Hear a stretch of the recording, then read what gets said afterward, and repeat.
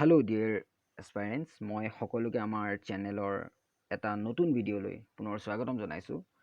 যেহেতুকে আমি এতিয়া class 6 NCERT history for all competitive এক্সামিনেশ্যনৰ এটা চিৰিজ চলাই আছোঁ আৰু সেই চিৰিজৰে এটা অংশ হিচাপে আজি মই আপোনালোকৰ ওচৰলৈ যিমানখিনি টপিকছ আমি পঢ়িলোঁ right from the stone age to Indus valley civilisation তাৰ লগত ৰিলেটেড কিছুমান MCQs আনিছোঁ আৰু এই MCQs are mostly based on they are mostly conceptual based rather than factual. গতিকে মই আশা কৰোঁ আপোনালোকে যিখিনি ক্লাছেছ যিখিনি লেচনছ মই তাত আপলোড কৰিছোঁ তাক ভালকৈ চাইছে, মন দি চাইছে আৰু লগতে আজি যিটো ক্লাছ আছে যিখিনি আজি মই MCQs আপোনালোকৰ ওচৰত আগবঢ়াম গতিকে সেইখিনিত মই স্লাইটলি কিছুমান চেঞ্জেছ কৰিছোঁ just to check your awareness আৰু প্ৰথমতে মই কৈ লওঁ মই আপোনালোকক শিকাবলৈও অহা নাই মই ইয়ালৈ মই আপোনালোকক ইয়াত মেণ্টৰশ্বিপ কৰিবলৈও অহা নাই জাষ্ট মই কিছুমান আপোনালোকৰ এই জাৰ্ণিটোত এটা সৰু যদি সহায় কৰিব পাৰোঁ just to answer that help I am here ঠিক আছে অ'কে চ' বেছি কথা নাপাতোঁ কাৰণ আজি ভিডিঅ'টো যথেষ্ট দীঘলো হয়তো হৈ যাব পাৰে আমি অলপ ডিছকাশ্যনো কৰিম আজি গতিকে প্ৰথম প্ৰশ্নটোলৈ যাওঁ the very first question is manuscripts were written প্ৰথম অপশ্যনটো আছে with the help of sharp pebbles মানে জোঙা জোঙা পাথৰৰ কথাটো কৈছে শ্বাৰ্প পিবলছ বুলি ক'লে অন ষ্ট'নছ এণ্ড ৱালছ আৰু এটা অপশ্যন আছে যে ষ্ট'নছ মানে শিল বা ৱালছ মানে ৱালছটো গম পাইছে চাগে আপোনালোকে বেৰ এতিয়া ইয়াত সুধিছে মানে ক'ত লিখা হৈছিলে মেনুস্ক্ৰিপ্ট গতিকে ইয়াত অপশ্যনছ কেইটা হৈ গ'ল যে বোথ আৰ কাৰেক্ট দুইটাই শুদ্ধ অপশ্যন মানে ইয়াৰ ভিতৰত আমাক শুদ্ধ অপশ্যনটো উলিয়াব কৈছে তাৰপাছত আৰু দ্বিতীয়তে কৈছে যে অনলি এ ইজ কাৰেক্ট তাৰপাছত অনলি বি ইজ কাৰেক্ট আৰু ডি নম্বৰ অপশ্যনটো আছে নাইদাৰ এ নৰ বি এতিয়া এনালাইচিছ পাৰ্টলৈ যাওঁ আপোনালোকে এনচাৰটো মই ডাইৰেক্টলি নকওঁ আপোনালোকক কেৱল এনালাইচিছটো মই কৰি দিম প্ৰথম কথা হ'ল যে আমি যেতিয়া মেনুস্ক্ৰিপ্টৰ বিষয়ে পঢ়িছিলোঁ তাত আমি কি পঢ়িছিলোঁ যে মেনুস্ক্ৰিপ্ট কি আছিলে লিভছ আৰু বাৰ্কৰ ওপৰত লিখা হৈছিলে ন গছৰ বাকলি বা বিভিন্ন ধৰণৰ এইটো আছিলে আপোনাৰ কিছুমান লিভছ কিছুমান আছিলে মানে পাত কিছুমান আছিলে সেইবোৰ লিখা হৈছিলে গতিকে তাত লিখিবলৈ প্ৰথম কথা কেতিয়াও শ্বাৰ্প পিবলছৰ প্ৰয়োজন নহয় তো first statement is wrong secondly হৈ গ'ল যে আমি ফেকচুৱেলি জানো যে they are written on the leaves and bark of the trees not on the walls or stones right গতিকে ইয়াৰ যিটো এনসাৰ হ'ব লাগে তেনেহলে হেতু কোনটো হ'ব 1 minute okay sorry so the answer of the very first question is D right D to answer হ'ব নাই definitely হ'ব okay তাৰপিছত consider the following statement question number D 2 লে গৈছো second number question টো এটো সুধিছে ইনস্ক্ৰিপশ্যন আৰু manuscriptৰ মাজত এটা কম্পেৰেটিভ কুৱেশ্যন এটা হয় তাৰ মাজত এটা কম্পেৰেটিভ এনালাইচিছ আপোনাৰ পৰা বিচাৰিছে এই কুৱেশ্যনটোত আৰু মই এটা কথা কৈ দিওঁ এইখিনি কুৱেশ্যন মই ক'ৰ পৰা কপি কৰা নাই এইখিনি কুৱেশ্যন মই যেতিয়া পঢ়িছিলোঁ তেতিয়া মই নিজে এইখিনি কুৱেশ্যনৰ MCQs মই বনাই গৈছিলোঁ মই পঢ়া ধৰণটো মই তেনেকৈ পঢ়োঁ মই সদায় যিকোনো বস্তু এটা পঢ়িলে তাৰ মই 360 ডাইমেনশ্যনত যদি MCQs বনিব পাৰে just for making my concepts more clear সেইটো কাৰণে মই কিছুমান তেনেকুৱা ধৰণে কুৱেশ্যন ফৰ্মেটত মই নোটছবোৰ বনাই লওঁ আৰু মই জাষ্ট ট্ৰাই কৰিছোঁ সেই ফৰ্মেটটো আপোনালোকক দিবলৈ হয়তো আপোনালোক বহুতে তেনেকৈ হয়তো পঢ়া নাই কেৱল আমি ওৱান লাইনাৰ পঢ়ি থাকোঁ কেৱল আমি লাইন বাই লাইন পঢ়ি থাকোঁ তেনেকুৱাত কি হয় আমাৰ ব্ৰেইনটো প্ৰচেছ নহয় আৰু ব্ৰেইনটো প্ৰচেছ কৰিবলৈ আমি তাক কি কৰিব লাগিব যি পঢ়িছোঁ তাক আমি উল্টাই পুল্টাই চাব লাগিব ইয়াত কেনেকুৱা ধৰণৰ মিষ্টেক্স কৰিব পাৰে এক্সামিনাৰে গতিকে সেই উদ্দেশ্যে মই এইখিনি কুৱেশ্যনছ আপোনালোকৰ ওচৰলৈ আনিছোঁ গতিকে মই মানে এটা ডিছক্লেমাৰ দি লৈছোঁ যে মই এইখিনি কোনো টেষ্ট চিৰিজ কোনো প্ৰিভিয়াছ ইয়েৰ কুৱেশ্যনো নহয় এইখিনি জাষ্ট মই নিজে বনোৱা কুৱেশ্যন হয় অ'কে আকৌ এবাৰ কুৱেশ্যনলৈ যাওঁ ছেকেণ্ড নম্বৰ কুৱেশ্যনটো কি কৈছে চাওক যে inscription were written by hand on soft leaves and barks মানে ইনস্ক্ৰিপশ্যন ক'ত লিখা হৈছিলে বুলি কৈছে যে হাতেৰে লিখা হৈছিল য়েছ হাতেৰে লিখা হৈছিল কিন্তু ক'ত লিখা হৈছিল বুলি কৈছে চফ্ট লিভছ এণ্ড বাৰ্কছ গতিকে ফাৰ্ষ্ট ষ্টেটমেণ্টটো দেখা দেখি ইনকাৰেক্ট হৈ গ'ল মই কুৱেশ্যন নম্বৰ 2 কথা কৈ আছোঁ যিটো ইয়াত ফাৰ্ষ্ট ষ্টেটমেণ্ট আছে এইটো ফাৰ্ষ্ট ষ্টেটমেণ্টটো এইটো দেখা দেখি ইনকাৰেক্ট হৈ গৈছে কাৰণ ইনস্ক্ৰিপশ্যন কেতিয়াও চফ্ট লিভছত লিখা নাছিলে এতিয়া চাওক মই এটা কথা এটা কৈছোঁ এতিয়া তলত অপশ্যন কেইটা কি আছে প্ৰথম আছে both 1 and 2 are correct গতিকে ইয়াত এইটো অপশ্যন ভুল হ'ব কাৰণ এইটো কি কৰিছে ইট ইনক্লুড ওৱান অপশ্যন না গতিকে এইটো অপশ্যন ভুল হ'ব তাৰপিছত only 1 is correct B number অপশ্যনটো ভুল হ'ব এতিয়া আমি তিনিটা ষ্টেটমেণ্ট আছে তিনিটা ষ্টেটমেণ্ট পঢ়ি আমি এ আৰু বি যে উত্তৰ নহয় তাক এক্সক্লুড কৰি ল'লোঁ এতিয়া আমাৰ হাতত আছে চি আৰু ডি অপশ্যনটো এতিয়া মন দিব বি নম্বৰত কি 2 নম্বৰ যিটো ষ্টেটমেণ্টত কি লিখা আছে যে while manuscripts were written মই এই ষ্টেটমেণ্টৰ কথা কৈ আছোঁ যে while manuscripts were written in hard হ'ব লাগিছিলে hard surfaces like stones and metals মানে ইয়াত মই কি কৰিলোঁ ইনস্ক্ৰিপশ্যনৰ ফিচাৰ্ছখিনি মেনুস্ক্ৰিপ্টত লৈ গ'লোঁ মেনুস্ক্ৰিপ্টৰ ফিচাৰ্ছখিনি ইনস্ক্ৰিপশ্যনত লৈ গ'লোঁ তো ডেফিনেটলি এই ষ্টেটমেণ্টটো কি হয় ভুল হয় এইটো ষ্টেটমেণ্টটো ভুল হয় নাই গতিকে 2 নম্বৰ থকা অপশ্যন কোনটো আছিলে 2 নম্বৰ থকা অপশ্যনটো অলৰেডি এক্সক্লুড কৰিছোঁ আমি তেনেহ'লে আমাৰ লগত এতিয়ালৈকে এ আৰু B they are excluded they are not the answer ঠিক আছে এতিয়া আমাৰ হাতত আছে চি আৰু ডি নম্বৰ যিটো অপশ্যন এতিয়া 3 নম্বৰ যিটো আছিলে ইয়ালৈ আহিছোঁ ইয়াত কি কৈছে inscriptions were basically recorded of kings order actually অকণমান এইটো গ্ৰামেটিকেল ইৰ'ৰ হৈছে দে ৰেকৰ্ডেড ৰেকৰ্ডেড নহয় ৰেকৰ্ডেড হ'ব লাগিছিলে এই ৱেৰটো নালাগে এইটো দিছ ইজ আননেচেচাৰী হিয়াৰ ঠিক আছে অ'কে চ' ইনস্ক্ৰিপশ্যনছ বেচিকেলি কি আছিলে তেওঁলোকে য়েছ ডেফিনেটলি ইনস্ক্ৰিপশ্যন আমি কিঙৰ অৰ্ডাৰ দেখিছিলোঁ তাৰপিছত তেওঁলোকৰ বিভিন্ন এচিভমেণ্টৰ কথা তেওঁলোকে তাত খোদিত কৰি ৰাখিছিলে গতিকে 3 নম্বৰটো হয় ষ্টেটমেণ্ট ইজ কাৰেক্ট তেনেহ'লে 3টো ক'ত আছে চি আৰু ডিত 3 নাই গতিকে এই চি নম্বৰ যিটো অপশ্যন 3 নম্বৰ আমি গম পাই গ'লোঁ আমি 4 নম্বৰ অপশ্যনটো নপঢ়াকৈ গম পাই গ'লোঁ যে এতিয়ালৈকে গম পোৱা নাই কিন্তু আমি এটা কথা গম পালোঁ যে চি নম্বৰ অপশ্যনটো হ'ব পাৰে 50-50 এটা পচিবিলিটিছ আহি গ'ল এতিয়া 4 নম্বৰত কি আছে manuscript dealt with এইটো কাৰেক্ট ষ্টেটমেণ্ট হ'ব হা তাৰপিছত manuscript dealt with the different aspects like science religion medicine and live of kings সেইটো কথা কৈছে তেনেহ'লে য়েছ manuscript সেইবোৰ এলিমেণ্টছবোৰক ডিছকাছ কৰিছিলে এইবোৰ এছপেক্টছবোৰক তাত ডিছকাছ কৰা হৈছিলে গতিকে আমি ক'ব পাৰোঁ 3 নম্বৰ আৰু 4 নম্বৰ এই দুটা উত্তৰ শুদ্ধ তো 3 অপশ্যন আৰু 4 ক'ত আছে চি তেনেহ'লে কি হ'ব চি অপশ্যনটো কাৰেক্ট হ'ব আই হোপ আপোনালোকে কথাখিনি বুজি পাইছে এতিয়া আহিলে 3 নম্বৰ কুৱেশ্যনটো 3 নম্বৰ কুৱেশ্যনটো কি কৈছে কনচিডাৰ দ্য ফলোইং ষ্টেটমেণ্টছ এই ষ্টেটমেণ্টবোৰক কনচিডাৰ কৰিব কৈছে কি কনচিডাৰ কৰিব কৈছে যে which is or are correct ইয়াৰ ভিতৰত কোনটো শুদ্ধ হয় তো প্ৰথম যিটো ষ্টেটমেণ্ট হয় দিছ ষ্টেটমেণ্ট সেইটো কি কৈছে all the cities of Indus valley were divided into 2 parts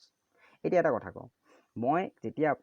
প্ৰথমটো ক্লাছ লৈছিলোঁ তাত এটা কথা কৈছিলোঁ যে এক্সেপশ্যনবোৰ সদায় মনত ৰাখিব লাগে কিয় কাৰণ যেতিয়া আমি ইণ্ডাছ ভেলী চিভিলাইজেশ্যন পঢ়িছিলোঁ তাত এখন চিটি আমি পঢ়িছিলোঁ এখন নগৰৰ নাম পঢ়িছিলোঁ সেইখনৰ নাম আছিল ধলাবিৰা নগৰখন কিন্তু 3টা পাৰ্টছত বিভক্ত আছিল 2টা পাৰ্টছত বিভক্ত নাছিল সাধাৰণতে ইণ্ডাছ ভেলী চিভিলাইজেশ্যনৰ নগৰসমূহ 2টা ভাগত বিভক্ত আছিল এখন আছিল লোৱাৰ টাউন এখন আছিল আপাৰ টাউন ঠিক আছে যিখন আপাৰ টাউন আছিলে সেইখন আছিল চিটাডেল আৰু লোৱাৰ টাউনখন আছিলে লোৱাৰ টাউন তাৰ একো নাম নাছিলে গতিকে এটা কথাটো হ'ল যে এই ফাৰ্ষ্ট ষ্টেটমেণ্টটোৱে কি ক'লে যে all cities of Indus valley civilization were divided into 2 parts গতিকে এই ষ্টেটমেণ্টটো ইনকাৰেক্ট হ'ব নাই তাৰ এক্সেপশ্যনটো কি আছিলে সেইটো আছিল ধলাবিৰা ঠিক আছে Dholavira was divided into 3 parts not 2 parts so' this statement is going to be wrong secondly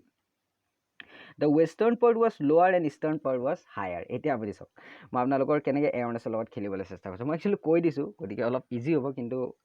মানে যিহেতুকে টাইম কনষ্ট্ৰেইন আছে মই ক'ব নালাগে কিন্তু চাওক মই ইয়াত কি কৰিলোঁ ৱেষ্টাৰ্ণ পাৰ্ট ৱাজ লোৱাৰ ৱেষ্টাৰ্ণ পাৰ্ট লোৱাৰ আছিলে জানো সেইটোতো হায়াৰ আছিলে ইষ্টাৰ্ণ পাৰ্ট ৱাজ লোৱাৰ আছিলে ন গতিকে এই ষ্টেটমেণ্টটো মই কি কৰিলোঁ জাষ্ট লোৱাৰ আৰু হায়াৰৰ যিটো মানে পজিশ্যনটো চেঞ্জ কৰিলোঁ আৰু নাভাবিব যে এতিয়া সহজ লাগিব পাৰে কিন্তু বিশ্বাস কৰক এক্সামিনেশ্যনত তেনেকেই খেলে এক্সামিনাৰে আপোনাৰ এৱাৰনেছকে চেক কৰে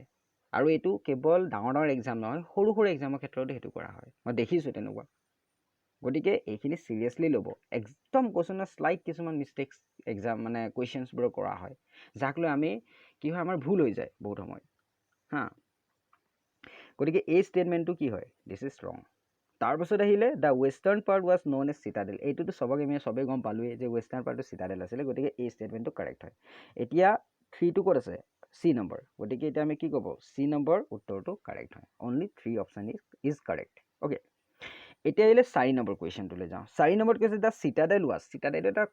ফেকচুৱেল কুৱেশ্যন হয় চিটাডেল কি আছিলে চিম্পল কথা N elevated land on the western part ইয়াত বুজাবলগীয়া একো নাই সেইটো উত্তৰ হ'ব তাৰপিছত আহিলে চুজ দ্য ইনকাৰেক্ট ষ্টেটমেণ্ট ইয়াত চাওক কাৰেক্ট ষ্টেটমেণ্ট সোধা নাই ইয়াত ভুল ষ্টেটমেণ্টৰ কথা সুধিছে এই শব্দবোৰো যিখিনি কিৱৰ্ড থাকে নহয় সেইখিনি সদায় প্ৰশ্নৰ কিৱৰ্ড সদায় ভালকৈ চাব লাগে তাত কেতিয়াবা কাৰেক্ট দিব পাৰে কেতিয়াবা ইনকাৰেক্ট দিব পাৰে তাত আমাৰ কেতিয়াবা মিষ্টেক্স হৈ যায়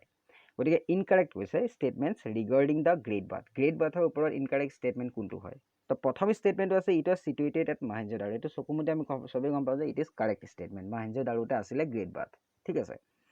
তাৰপিছত আহিলে water was brought it into from well, এইটো চাগে আপোনালোকৰ মনত আছে, কাৰণ তাত আৰ্টিফিচিয়েলি পানীবোৰ অনা হৈছিলে, বৰষুণৰ পানীক সংগ্ৰহ কৰা হোৱা নাছিলে, এইটো এটা মনত ৰাখিবলগীয়া কথা।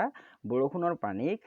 যিটো গ্ৰেট বাথ আছিলে সেই তাত সংৰক্ষণ কৰা হোৱা নাছিলে। সংৰক্ষণ মানে ইন দ্য চেন্স মই কি কৈছোঁ যে সেই গ্ৰেট বাথটোৰ ভিতৰত যিটো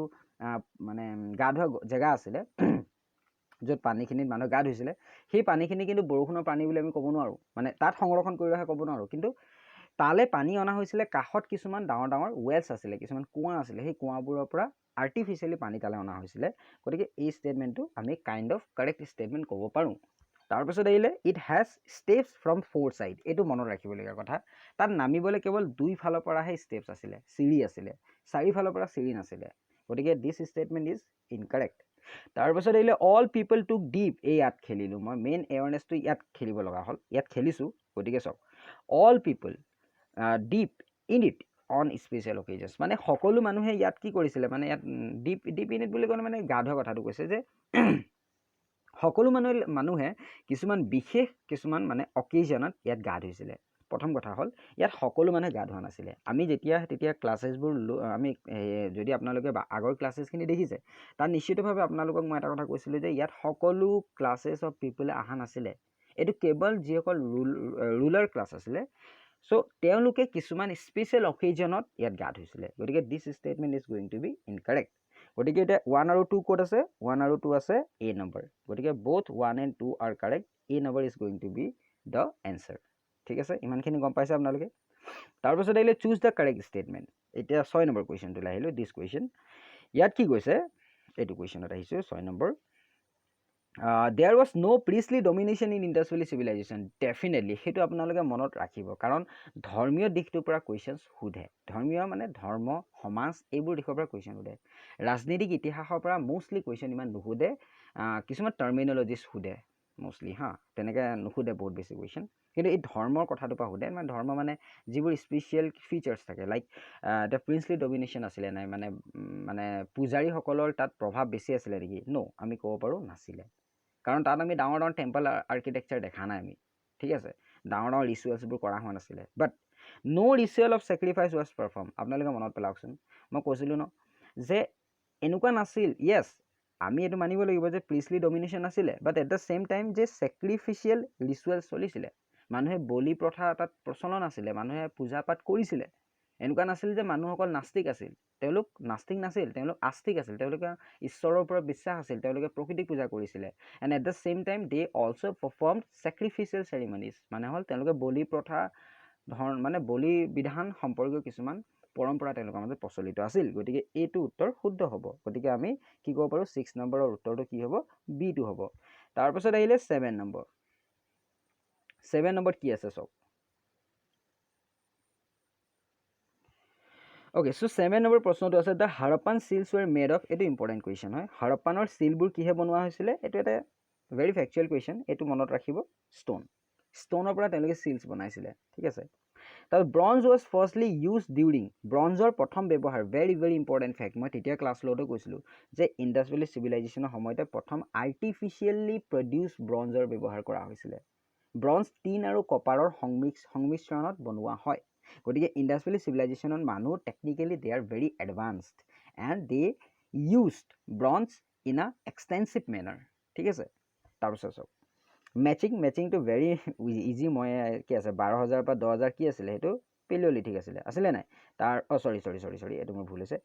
এইটো 3rd নম্বৰটো পেলিঅ'লিথিক হ'ব, 1 মিনিট চৰি,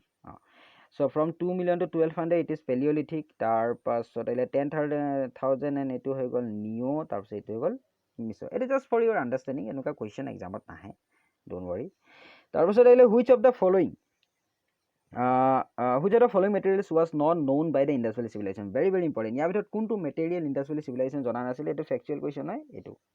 iron was not known. Iron তেতিয়ালৈকে জনা হোৱা নাছিলে। আমি পিছত যেতিয়া ছাবচিকুৱেণ্ট আমাৰ যেতিয়া লেচনছ আহিব তাত আমি গম পাম যে আইৰণ কেতিয়া গম পাইছিলে। মই এইটো এটা ছাছপেন্স থৈ দিছোঁ, মই কৈ দিব পাৰোঁ, বাট মই নকওঁ। আপোনালোকে যদি আপোনালোক আগ্ৰহী তেনেহ'লে গুগলত ছাৰ্চ কৰি চাব।